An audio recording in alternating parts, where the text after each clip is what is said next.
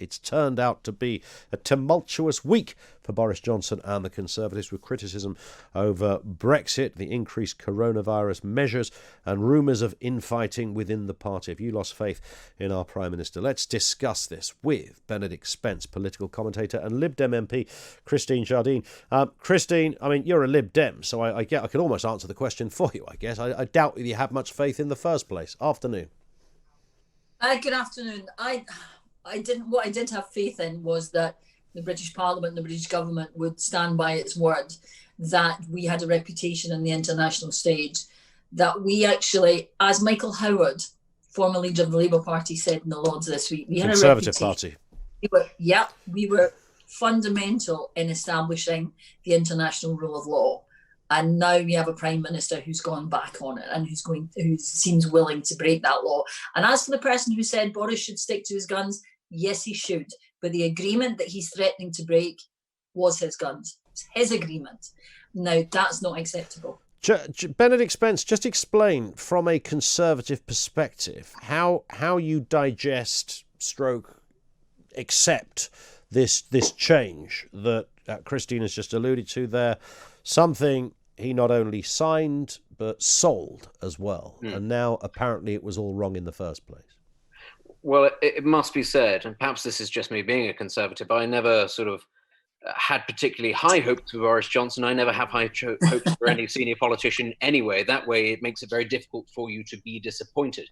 I find that's a very healthy way to approach politics. On the subject of the change with regards to the EU, I think a lot of us kind of knew that this was a fudge at the very start, and a lot of people were not very happy. Now, I understand that there was a sense of relief that an agreement had been found, but we have to be realistic about this. International agreements change all the time. They have to, otherwise no progress would ever be made. And I think we all sort of suspected that this was coming. The one thing that I would say, and I agree with Christine on this actually, is the way that it was phrased was pretty shambolic. How can it be that you want to be taken seriously as a nation, especially one that sets so much store by its own soft power, if you're going to be using phrases like, yes, we are going to be breaking international law?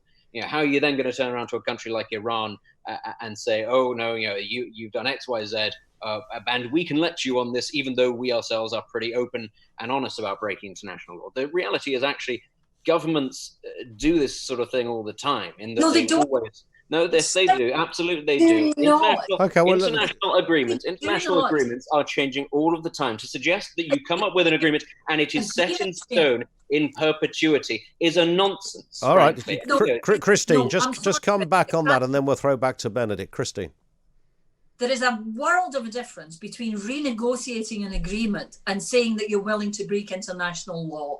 How do we have, you said yourself, the moral credibility, not only to speak to China and to Iran or to any other country on the international stage about what they're doing with international treaties, to say to China that they should stick by the agreement over Hong Kong because it's an agreement they signed, if we are going to say, well, you know what, we're just going to break international law. But more than that, Benedict, more than that, we're in a situation in this country where we need people to believe in what the government is telling them about the scientific evidence and the guidance that they should follow about COVID-19.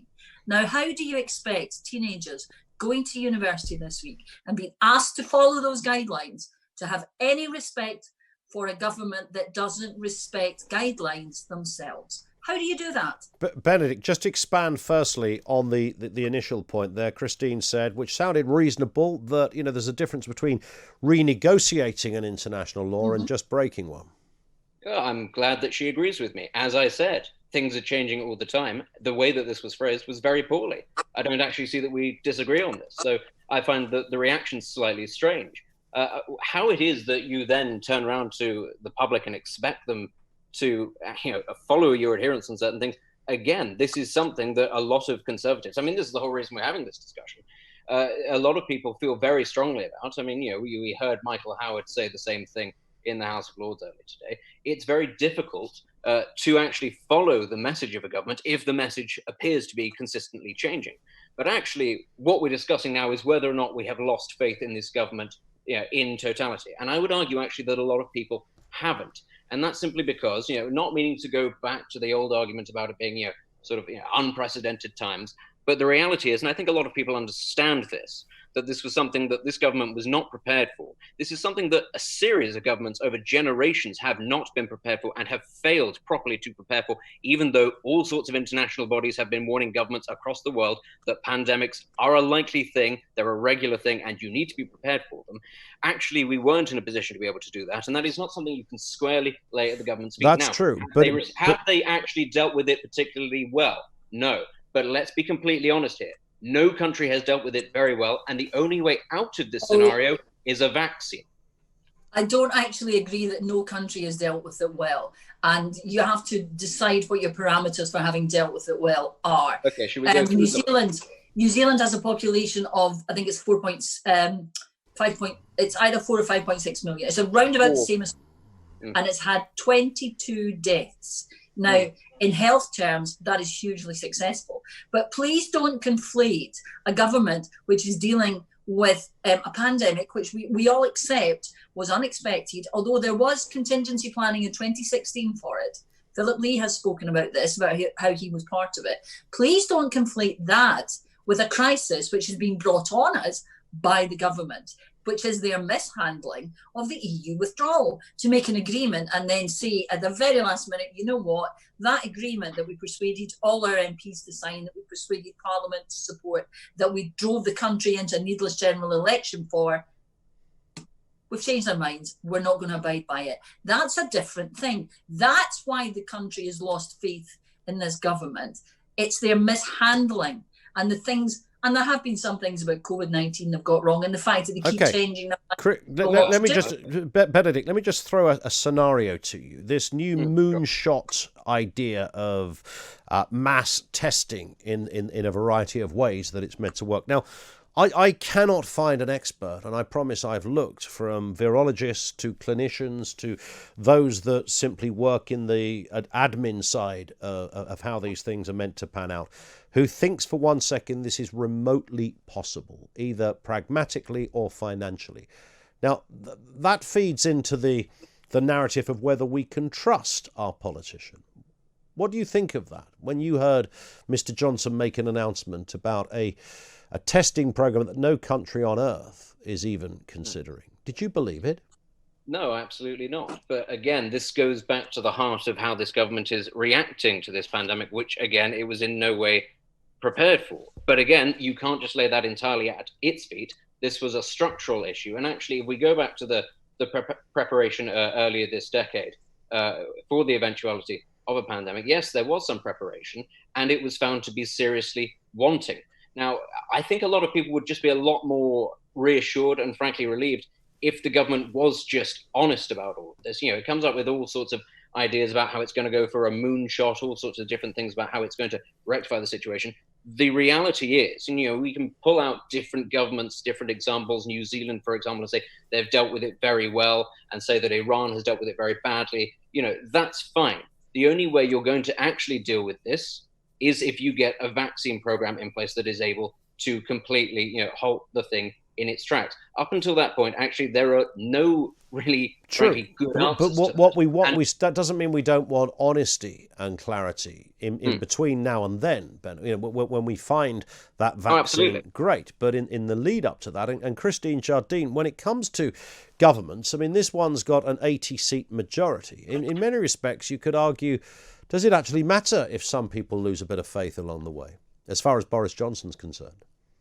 Oh, I think the country deserves a government it can have faith in, don't you? I think we all deserve a government we can have faith in. At the moment, we don't have one.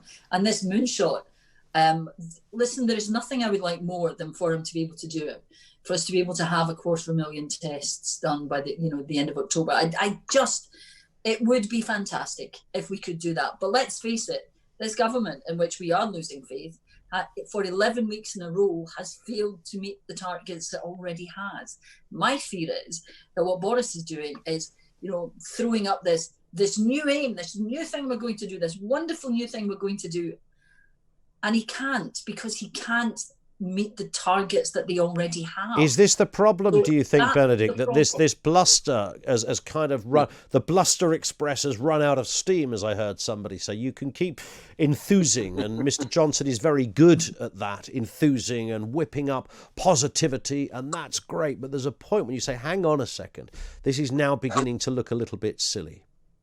Absolutely. I don't think there's anything wrong with criticising their government for that. And this is, again, why I say we'd probably prefer it if they were just a little bit more honest. But I suppose they'd look at it and say, well, we have to be a little bit upbeat. We can't be defeatist because it could be, years until we actually have a vaccine. So we have to come up with other things in the meantime.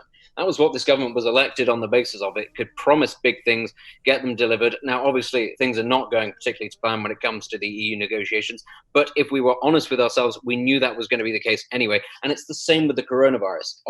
Honestly, people like that about Boris Johnson. It's something I personally don't like about Boris Johnson.